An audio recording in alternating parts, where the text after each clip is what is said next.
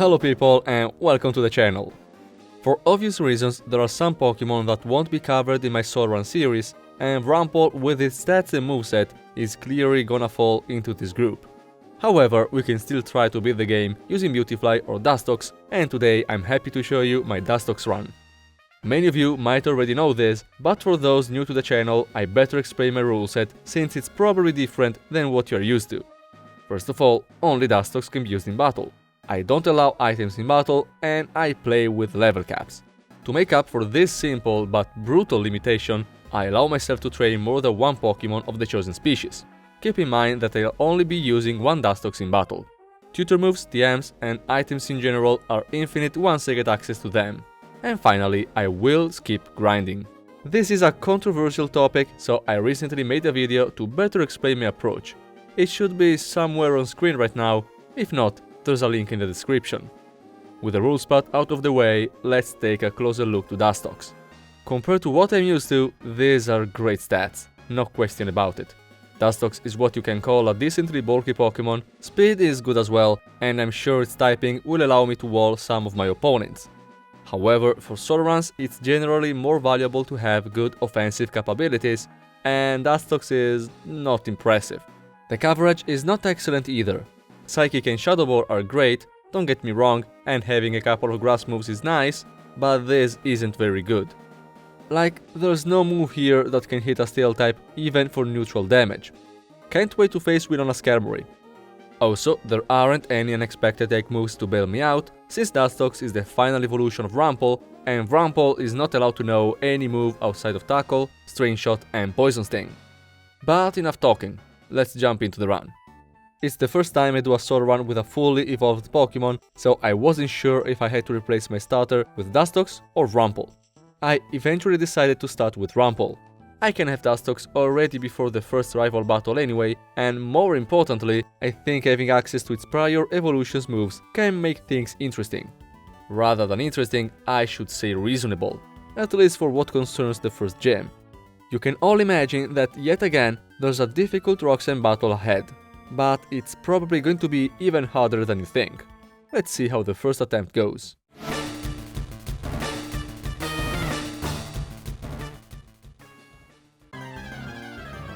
So first of all, the biggest upside of starting as a Wurmple is that Cascoon gets hardened and I can use that to boost my defense.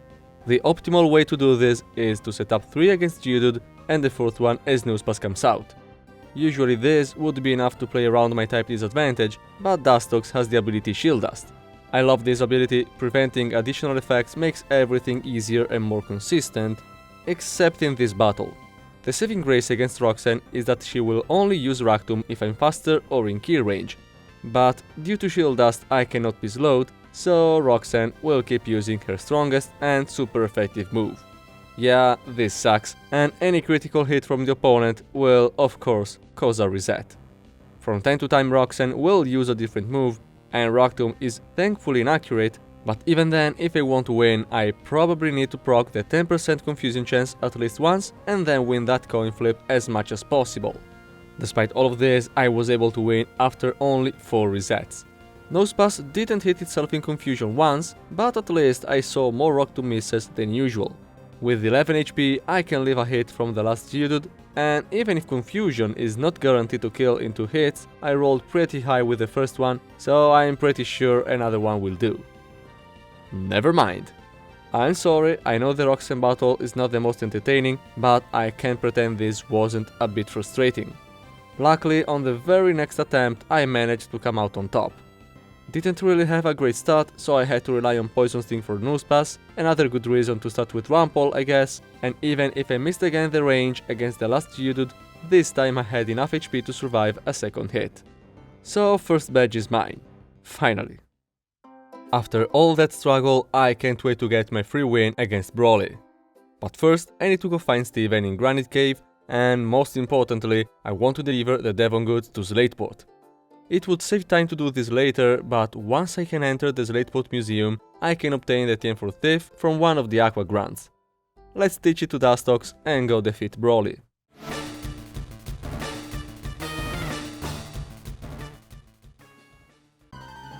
Turns out having a 4-time resistance to all of Broly's moves makes this fight trivial. Matchup could deal a respectable amount of damage with Seismic Toss, but even then Confusion is strong enough to take it down quickly before it can become an issue. By the way, this Dustox is amazing. Finding a Pokémon with these stats without breeding is not common to say the least, and it didn't even take much time. Anyway, the best part of this battle is that Makuhita holds a Citrus Berry and I can easily steal it with Thief before taking it down. A Citrus Berry heals for 30 HP in Generation 3, I believe this changes in later generations, and having them at my disposal so early can be very handy. I know Watson is going to be difficult, but until then there isn't any threatening opponent. Not Brawly as we've seen, and not the Slatebot rival. The only decent Pokémon in May's team is Combusken, but thanks to Dustox's massive special defense, and as long as Blaze isn't active, not even a critical Ember would take me down. All fun and games until I have to deal with a Steel type, and Watson got one of those. At least reaching Mobile gives me access to the Game Cornet Yams, which means that from now on I'll be able to use the much stronger Psychic over Confusion and Psybeam. The Taker is also crucial. I might have praised my Dustox just a minute ago, but I'll need something different to deal with Watson, if anything because I'm already at the level cap and I need more room for EV training. I have a plan to defeat the Electric Gem. It's not a good plan, but it's honestly all I could come up with. Let's see.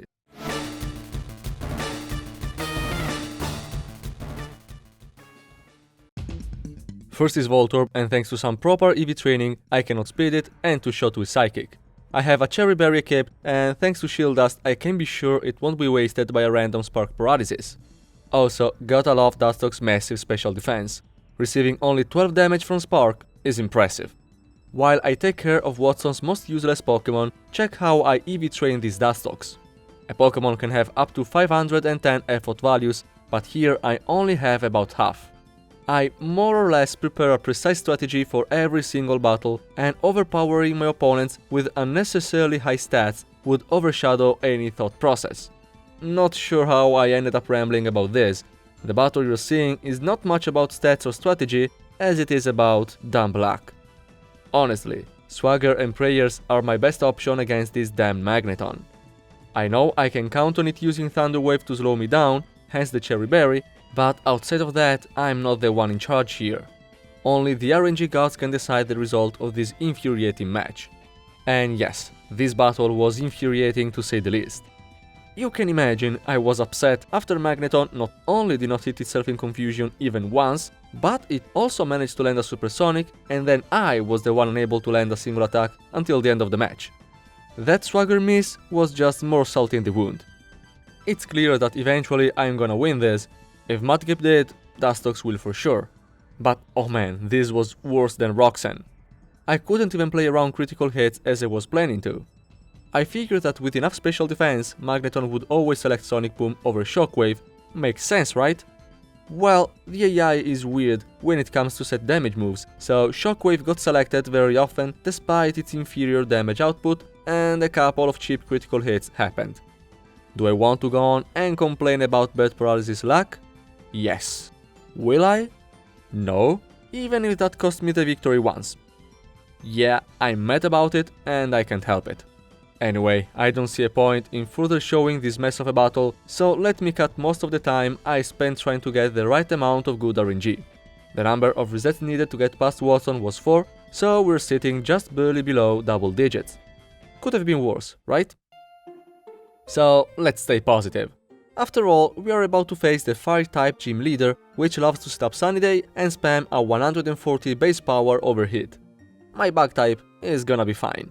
First, I have some traveling around the region to do, and usually I don't highlight this spot, but there's a really important item I pick up on the route south the Meteor Falls, a PP up.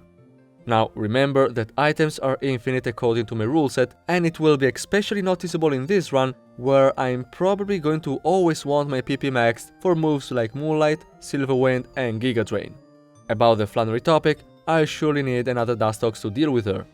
And as very often happens during these runs, I am going to use the same Pokémon for both her and Maxie. The name is November, and Special Defense is its middle name. What's the last name? You tell me, I'm too busy dealing with my Tiana. Not a big fan of hidden power, but I really don't want to use a physical move, especially after the Intimidate. I happen to have a special hidden power, so using it seemed like the smartest choice. I'll have to deal with the accuracy drop from Sand Attack, but after taking away 8 whole points from my health bar with Bite, my Tiana is not gonna be able to cause any more trouble thanks to a lucky crit. The funny thing is that November's hidden power is of the water type and with a very high base power too, so it would be ideal to use it not only against Maxie's Camerupt, but also for the Flannery fight. Call me stupid, call me whatever, but I don't like to use a move that gives virtually infinite coverage unless I'm completely out of other options. And I believe Dustox won't need it. For now at least. So, after finishing the battle with a glorious psychic spam, and once I reach Lava Ridge, I go ahead and replace hidden power with Mimic. Hopefully I won't regret this. Let's go and face Flannery.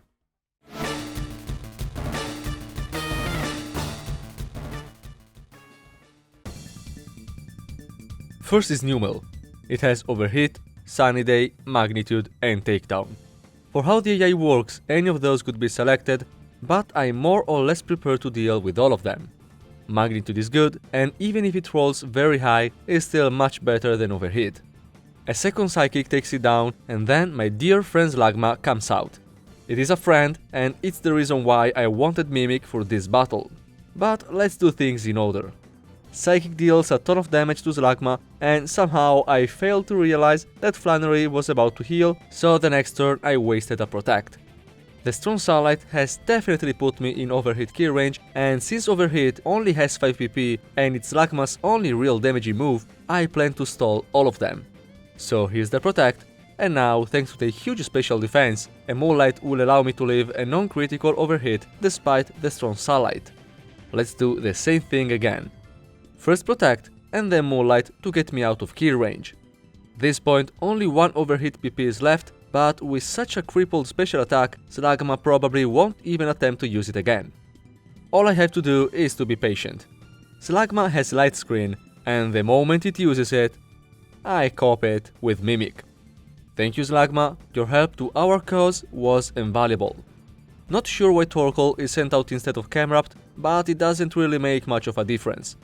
The idea is once again to stall all 5 Overheat, and while Torkoal's stats make it trickier, I have a new tool to defend myself. The thing is that as long as Flannery doesn't see a kill, she most likely won't select Overheat because she doesn't want to cripple her Pokémon special attack for nothing. Even knowing this, I kept using Protect in the eventuality of a random Overheat or, if anything, to stall out some turns. Once my light screen wears off, Torkoal sees a kill, and I'm ready to play this dangerous game. It's all a matter of knowing if I'm in kill range or not and to correctly evaluate my options to survive the next Overheat. Might as well speed this up a little. Just know that my Dustox never really risked to faint during this battle. I got very lucky with the absence of critical hits of course, but couldn't really play around those in such an unfavorable matchup. Anyway, without any Overheat left, Torkoal only has Body Slam, which doesn't deal much and can't even paralyze me thanks to Shield Dust. There's still one Pokémon left, so before taking down Flannery's Haze, I had to make sure to replenish my HP with Moonlight. Stalling for so long required to have its PP maxed, and I even had a Lepa Berry, but at least the strong Sunlight boosted its healing power. I don't know about you, but I always forget this interaction for how counterintuitive it is. So, time to end this long battle. There are still a couple of crits to dodge against Camerupt, but Flannery doesn't have any potion left, Camerupt is not equipped with a White Herb, and instead of Body Slam, it has Tackle. Yes, Tackle. So yeah, no problem, and the funny thing is that once the fight is over I reach level 31 and learn Light Screen. Might as well replace Mimic, it feels right. So far I've based my offense only on Dustox special moves and I ignored its physical options, mainly because Sludge Bomb and Silver Wind are still not available. After beating Maxie at Mount Chimney though, I got access to the Return TM, which is a great neutral option. I'm gonna teach it to a new Dustox, and since there's nothing interesting between me and the fight against Norman, might as well jump to the next gym leader battle.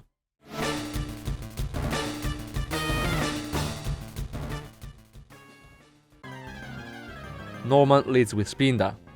I don't remember ever going into this battle without a piercing berry. Theta Dance is such an annoying move. This time Spinda went for the unusual side beam instead, and it did it twice, so I got the occasion to set up and harden. The damage added up pretty fast, so I have to use Moonlight, and here's the Theta Dance. Finally.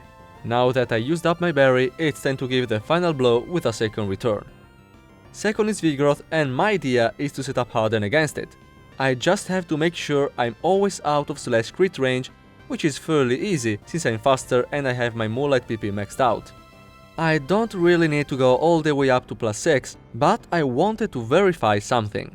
Once my defense is high enough, Vigoroth should select Feint Attack over its other moves, since it counts as special in Generation 3. And as you can see, that's not always the case. It never used Facade though, so I think at this point it's confirmed that sometimes the AI can choose a move with a high critical ratio even if it's not the best damaging option. Anyway, nothing to see here, so let me skip ahead. Linoone is out, and chances are it will try to Belly Drum since its attacks will deal next to nothing otherwise. Too bad Linoone's defense is worse than Vigoroth, and a single return leaves it with less than half HP. A second return takes it down, and slaking is a complete joke since I have Protect to exploit Truant. Feels weird to pretty much skip a gym leader says, but I don't think any of you wants to see me alternating Protect and Return until slaking faints. Another gym leader is defeated, and since badge number 5 allows to use Surf, I can go back to Dewford, where Guy will now give me the TM for Sludge Bomb. Thanks to the stab, Sludge Bomb is gonna be my overall highest damaging option, only second to Hyper Beam, which Dustox can learn, but I doubt will come to play. I don't think its downsides will ever make it worth a move slot. Anyway, the fights on the way to 4-3 are an annoyance more than anything. Not even gonna bother showing the Team Aqua at the Weather Institute, and to be honest, the rival battle right after hardly deserves our time and energy. I mean, I shouldn't rush ahead. I dread the fight against Winona. Dustox defense is nice, but not as good as its special defense, and as I said at the start, I don't have a decent move for Skarmory. This would be an acceptable occasion to exploit hidden power. Having an ice or an electric type one would make the fight trivial. But I think there's another way, and after the Flannery battle, you should have no doubt that I'm gonna choose the hardest path to victory.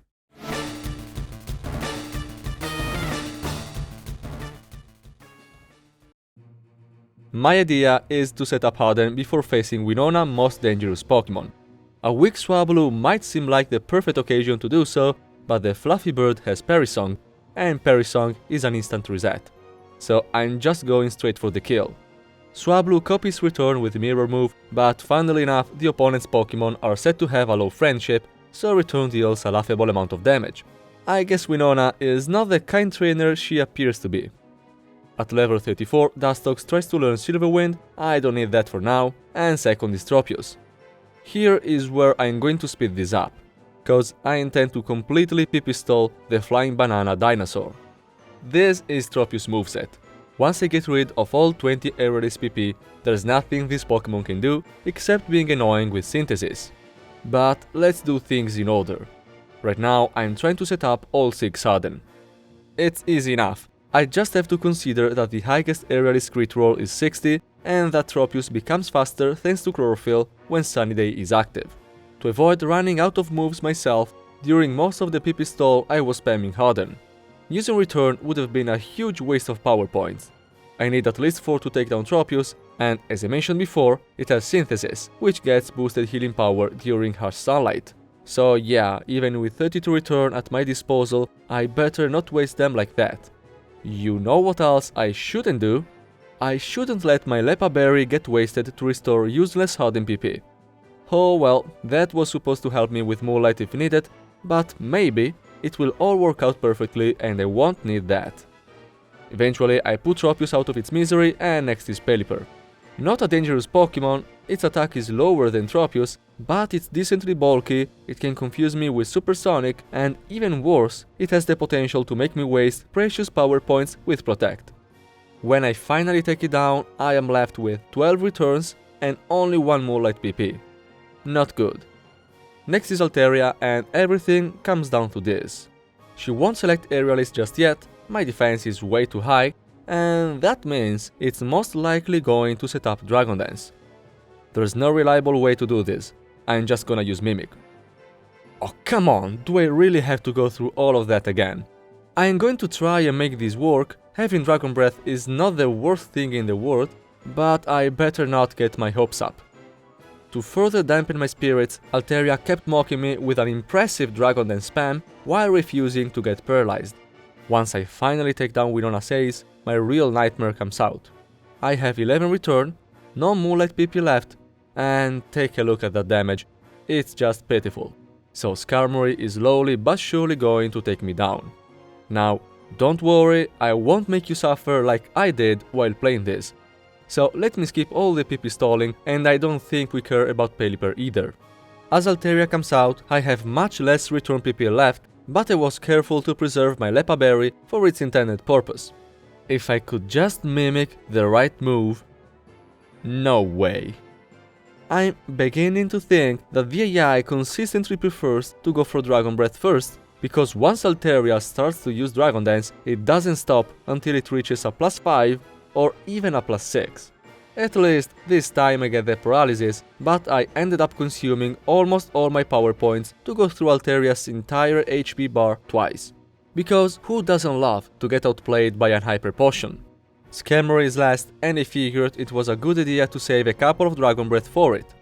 At least it's a special move, and getting the paralysis might be exactly what I need to end this battle victorious.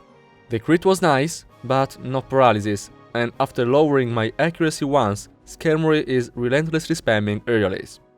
I have only one return left. This is over. Or is it? Once I use my last return, I still have a couple of Moonlight left, and then that's it. I can use Struggle. Yeah, Winona doesn't have any potion left, and Skarmory is already below half HP, so if I could just keep hitting through the accuracy drop, and if I'm lucky enough to not get crit at the very last moment, am I actually gonna do it? Am I going to beat Skarmory with Struggle? One more hit, come on, don't miss, don't crit! Wow. This won't make for an exciting battle, for sure, but hey, I've beaten Winona using Struggle with the Dustox. I'm glad I can say that.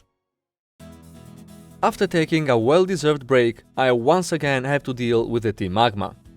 I have a decent plan for Maxie, I just need to prepare a little bit. I need strength to reach him, and while I already have my HM users, I'm going to catch a Mightyena for this purpose. And I make sure to poison it in the process.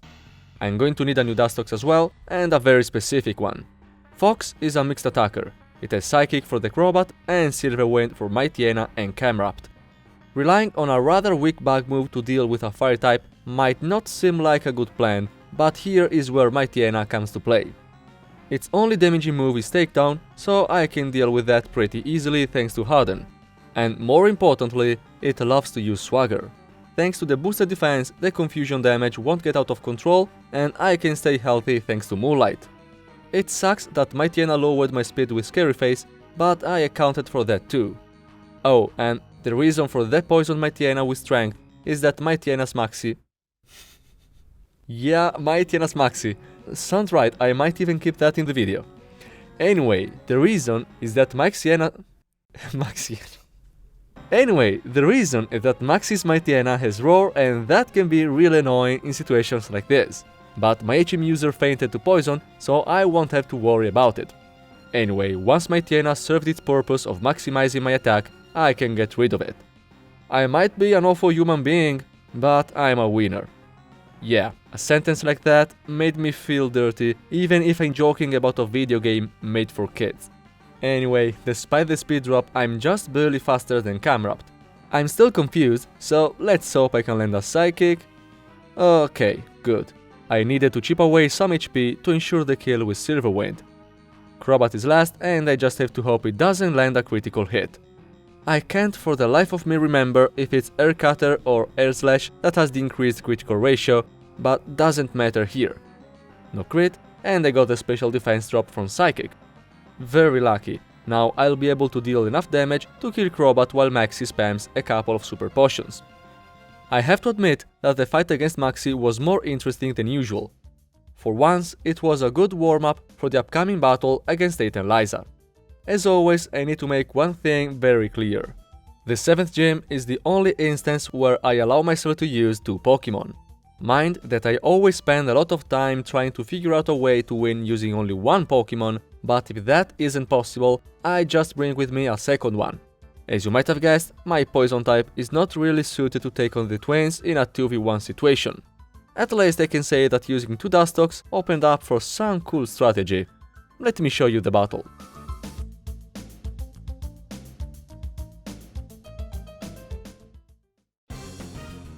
Tate and Liza lead with the usual threatening duo, Xatu and Claydol. I'm always excited when I get to use commonly underappreciated moves during these challenges, and today it's time for String Shot to shine. It's safe to use it here because Gypsy is exactly in psychic key range of both of my opponents, so using Protect effectively gives me a free turn. String Shot lowers the speed of both enemies in double battle, but I only care about Xatu here. Now that it's lower, I can kill it before it gets the chance to attack again. Gypsy is faster than Goat. A very important detail because thanks to some massive Shadow Ball damage, the Shell Bell heals Gypsy for 10 HP. Keep in mind that at the beginning of the turn, Claydol saw a kill with Psychic on Gypsy.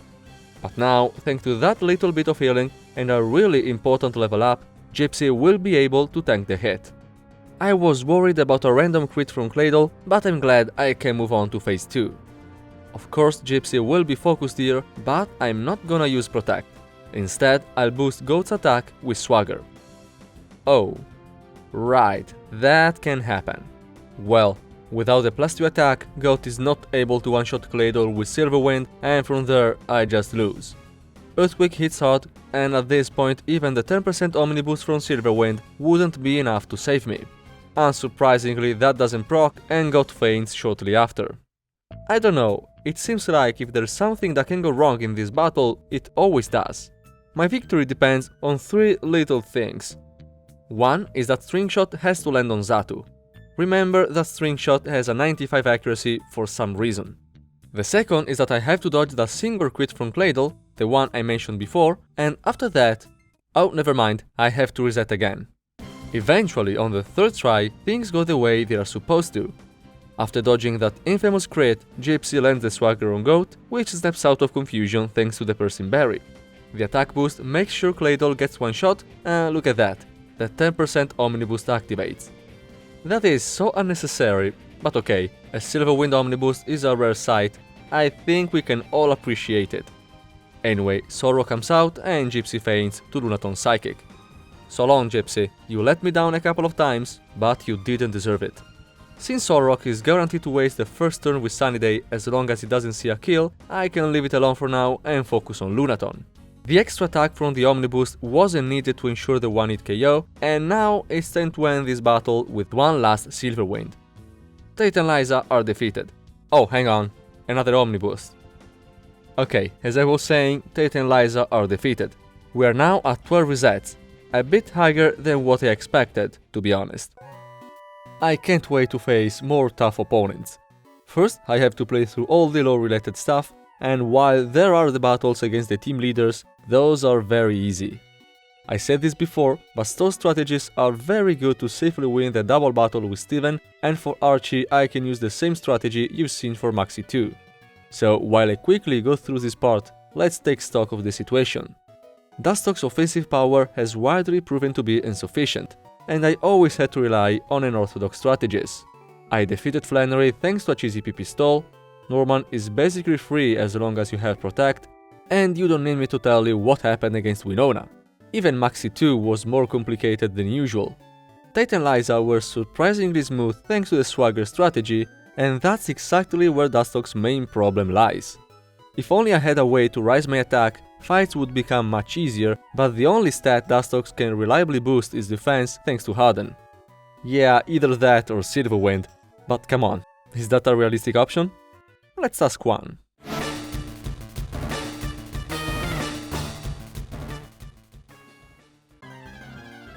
The chances of getting an Omni Boost from Silver Wind are only at 10%. Not good, but what if I max its PP and I keep a Lepa Berry? Then I'll have 16 Silver Wind at my disposal, and if my math is correct, the chance of proccing its effect at least once is about 85%. Much better, right? And this strategy really suits Dustox. The low base attack, along with some very specific IVs, will make sure I can use a good number of Silver Wind against a weak Love Disc, and Shield Dust will prevent the confusion from Water Pulse. As you can guess by my moveset, I'm planning to use Solar Beam to sweep through Juan's team. I just need a single Omni Boost to make this work.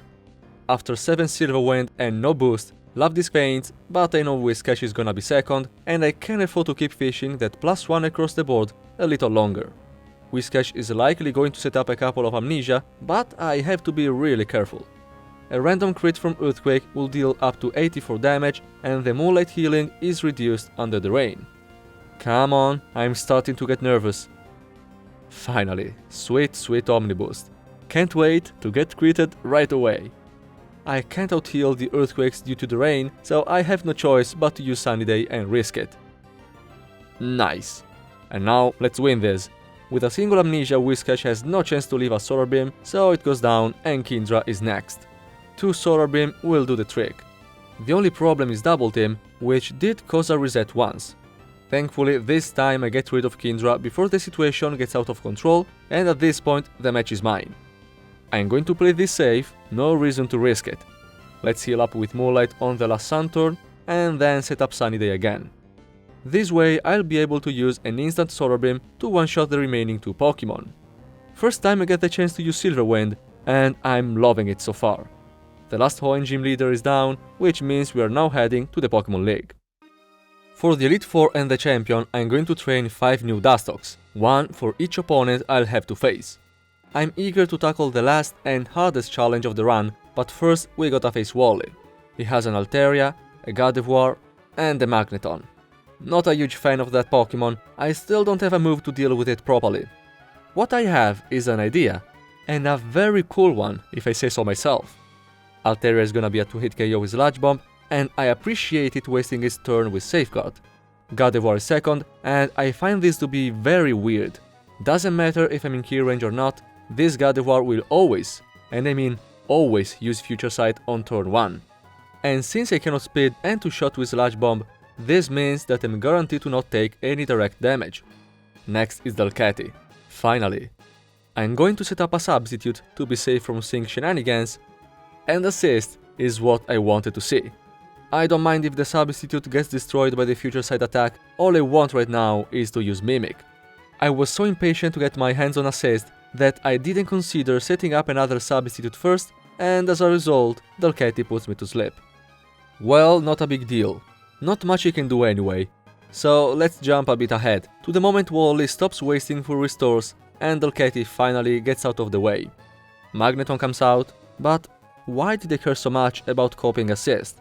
Let's check the rest of my team, why don't we? Looks like there is only a Barboach. I wonder which moves it knows. Yeah, you can tell I really love this Kitty run the moment I go out of my way to pull off more assist shenanigans with other Pokémon too. This is the sweetest revenge on Magneton I could have possibly imagined. Anyway, Roselia is too frail to survive a Sludge Bomb, so it's now time to move to more serious matters. As I said, I'm gonna train 5 new Dustox for the final gauntlet, each with a different level cap based on the opponent it's going to face.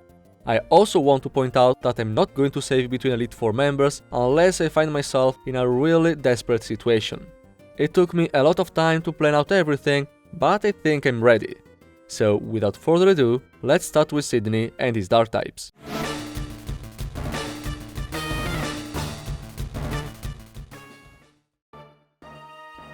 My Tiana is first, and usually this Pokémon pretty much forces me to use Substitute, because either I outspeed and one-shot it, or it gets the chance to ruin the whole battle with Sand Attack.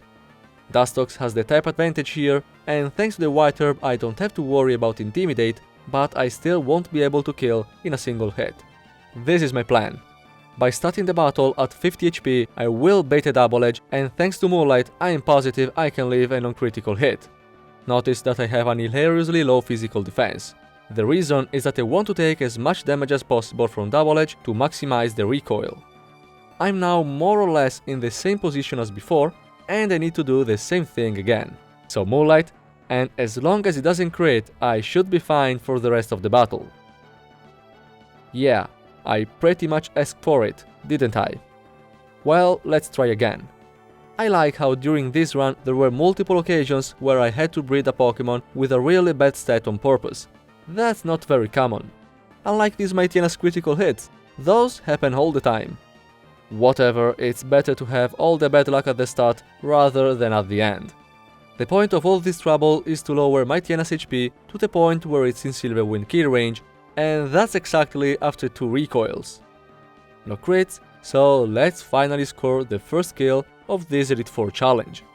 Next is Shiftry. It's 4 times weak to Bug, so I could one-shot it right away, but I need to heal up before Absol comes out. Hopefully it will just use Double Team. Magneton rolled very high with those double edge, and now Shiftry might see a kill with extra sensory. Unlucky, but nothing that another Moonlight can fix. Ah, okay game, you need to start behaving. This is unacceptable. Very unlucky Elite 4 start, but to be honest, what's gonna matter the most here is that I forgot to max my Moonlight PP, and a mistake is a mistake. Can't really blame the game for it. 53 HP are nothing, but with no Moonlight left, my only option is to attack and face my destiny head on. Oh, hello Omniboost. Hold on, I might have a chance here. With a +1 attack, Absol is guaranteed to go down in one hit, and it was the main threat. Omniboost or not, Cacturn is completely at my mercy, and the only one left at that point is Crodant. I wasn't sure about this, so I had to check on the fly, and looks like I'm not in kill range. Silverwind has something like an 80% chance to score the kill, and perfect. Somehow, I got out of this alive. Have no doubt I'll use a PP max on Moonlight in case I have to repeat this fight. For now, let's look ahead. Phoebe is waiting for us in the next room, and not gonna lie, I'm a bit nervous. My plan is shaky, and this run we've seen the RNG acting up quite frequently. Let's see how it goes.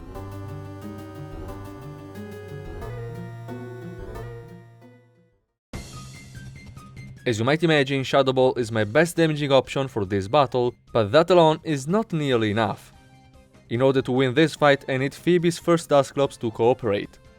This Pokémon doesn't like to attack and much rather waste time with Protect while threatening with the occasional Confuse Ray or Curse. Curse is the reason why I cannot afford to go into this battle without Substitute, and it's also what is hopefully going to determine my victory. A Pokémon behind a Substitute is immune to most status conditions, but the AI is not able to play around it, as you can tell by this massive Confuse Ray spam. I cannot kill this Dusclops until it selects Curse, so this is making me anxious. Come on, I can't keep stalling forever. Okay, good. I was about to run out of PP. Now let's use our favorite move to copy it. Yeah, as I said before, all Dustox is lacking is a setup move, so I'll do anything in my power to put my hands on one. The downside is that Curse lowers the user speed, but that's why I have a White Herb with me. Now, pay attention to my stats. The speed is incredibly boosted. This Dustox is even faster than Drake's Salamence. The reason is that I need a second Curse to deal enough damage, and from this position, a single speed drop won't be enough to compromise my speed advantage. Shadow Ball is still not enough to one-shot Dusclops, that's to be expected, and Phoebe gets the chance to use a full restore. Dusclops' ability is Pressure, which means I'm using 2 Shadow Ball PP at the time, so I'll need a minimum of 6 PP to take it down. If it doesn't use Protect, that is. Thankfully Shadow Ball can have up to 24 power points, so unless Phoebe pulls off some impressive shenanigans, there's no real risk of running out of PP. Eventually Dusclops goes down, and honestly, there's not much more to say here. Both Banette are gonna be an easy one-shot, that Pokémon is nowhere near to Dusclops' bulk, and the other Dusclops will only get the chance to destroy my Substitute, as its higher level along with a Citrus Berry will still not allow it to survive a second hit. Sableye only takes neutral damage, which is annoying, but not problematic. What is annoying and problematic is Double Team. Yay, I can't hit my opponent anymore. Fun. The fact I was forced to heal up with Moonlight is a bit upsetting, but I have way too many Shadow Ball left to be worried, so let's stay calm and positive. Yeah, rot in hell, stupid Sableye. No one likes you. Where was I? Oh yes, we defeated Phoebe, so Glacia is next. I don't have a super effective move for ice types, Glacia doesn't have a super effective move for Dustox, so in a sense we are about even. Even though most of Glacia's team is spot water and I do have grass coverage. Let's see if that's enough to win on the first try.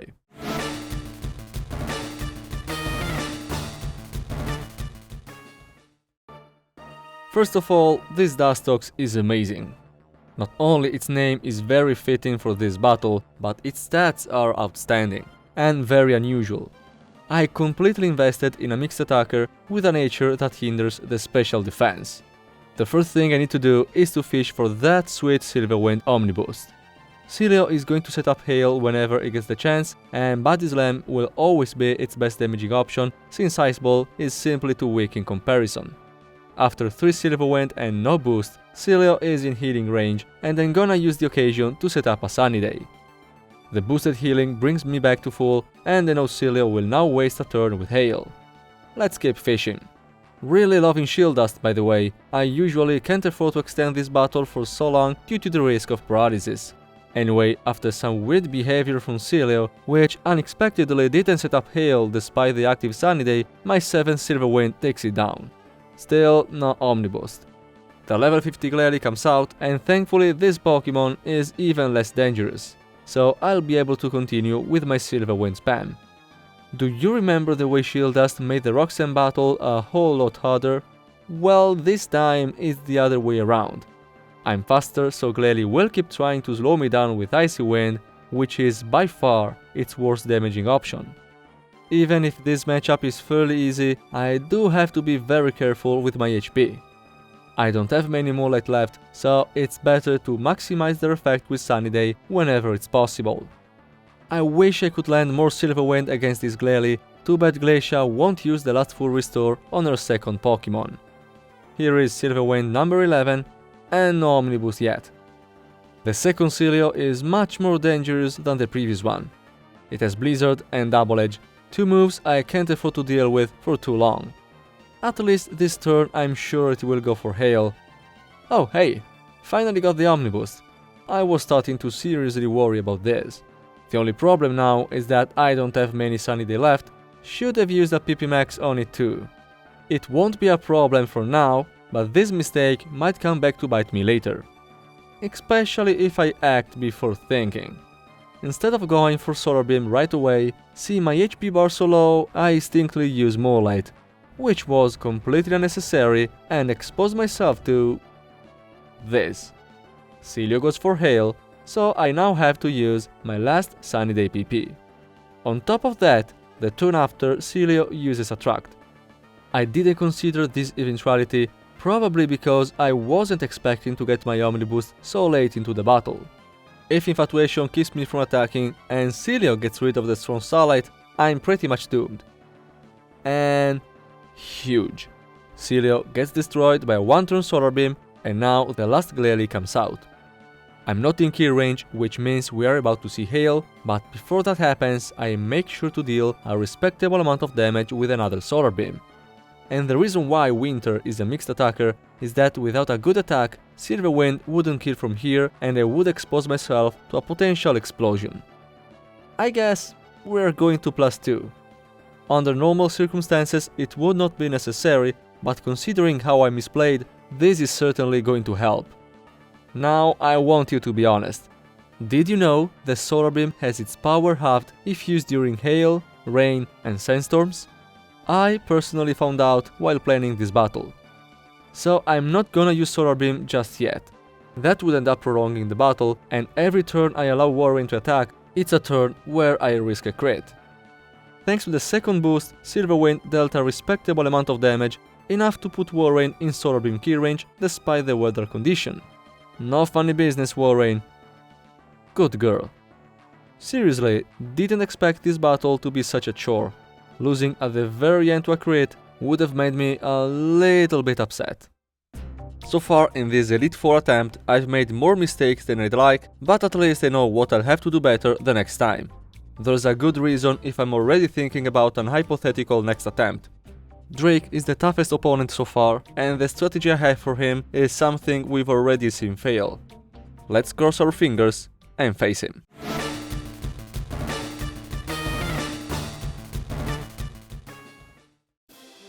The strategy is simple, and I'd say it's foolproof, except for one thing that has to go my way. As always, let's do things in order. Shelgon is first, and not only it often uses Protect, it also has a move that can lower my speed. I mean, it would lower my speed if it wasn't for my amazing ability. So once again, we are looking at a scenario where the opponent is bound to waste a lot of time, and with that time, I am going to fully set up my defense with Harden. I love bringing moves like Harden into the Elite Four, so simple and yet so effective. The only thing I need to be aware of is a Dragon Claw crit, which, due to an oddly low special defense, would deal up to 99 damage. I'll explain those stats in a moment. First I need to get rid of Shelgon. Might take a while because large bomb damage is slightly lower than needed and will most likely trigger a full restore. Oh, maybe not with the poison. Is that enough? Nice, good little time saver. Second is Altaria, which has Dragon Dance, and it's either going to use that or Dragon Breath. Deja vu, I've been in this nightmare before. I swear, if it uses Dragon Breath again... Why? Why you do this to me? Look, it's using Dragon Dance now. The game knows. It knows me, and it hates my guts. And don't expect any I win anyway moment, it's the last Elite Four member we're talking about. I can get my personal revenge on this Altaria, but once my plan fails, you can expect Drake's dragons to murder my Dustox. Well, I guess Brimstone dying to a flamethrower is kinda fitting at least. This is a good moment to remind you that I do not save between Elite Four members. And sometimes I wish I did. Because Sidney managed to beat me one more time thanks to his shift tree and some absurd swagger RNG. But just once. Phoebe is the one who walled me. And while a couple of times I said that a particular fight was infuriating, at least for this run nothing comes close to Phoebe. I was genuinely pissed off with this one. What happened is that the first Dusclops categorically refused to use Curse. I've seen this hideous Pokémon play more than 20 turns without selecting the move, to a point where even if I had all my PP maxed, I was forced to kill it before having the chance to use Mimic. And the one time Dusclops used it, it went for Protect the turn after, preventing me to copy it. The funniest part is that if it wasn't for Curse, I would have probably used a different strategy, but no, I need to play around that move, because if it uses it, and mind that typically it loves to use it, if it uses it and I'm not prepared with a substitute, then I might as well reset.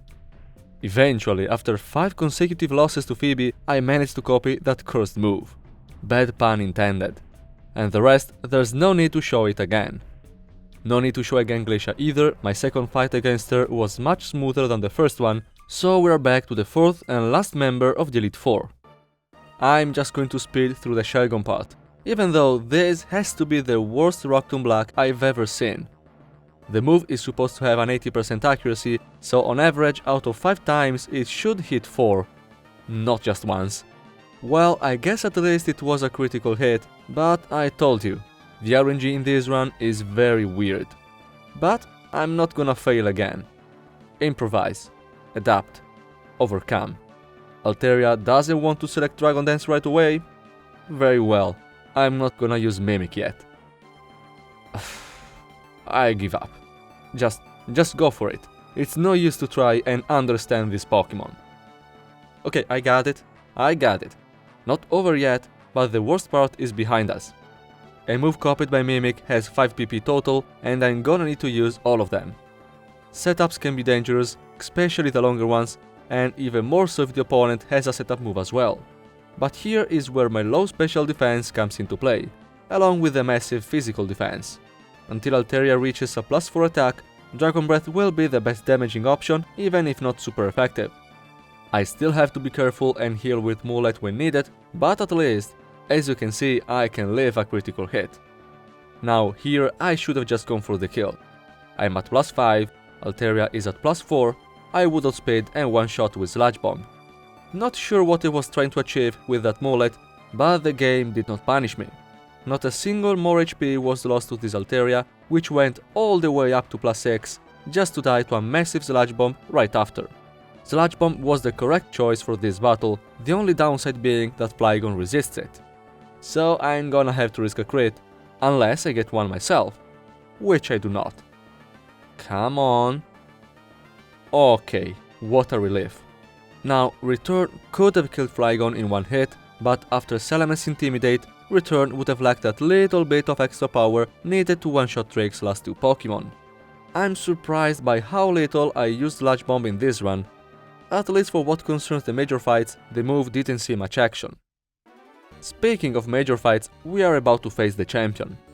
Wallace is a water type specialist, but his team is very well rounded, so it's not gonna be easy. I shiver at the idea to start all over again. Please game, I don't want to battle Phoebe again, let this be a first try victory. Well, the champion is in front of us. Nothing else to do but to challenge him.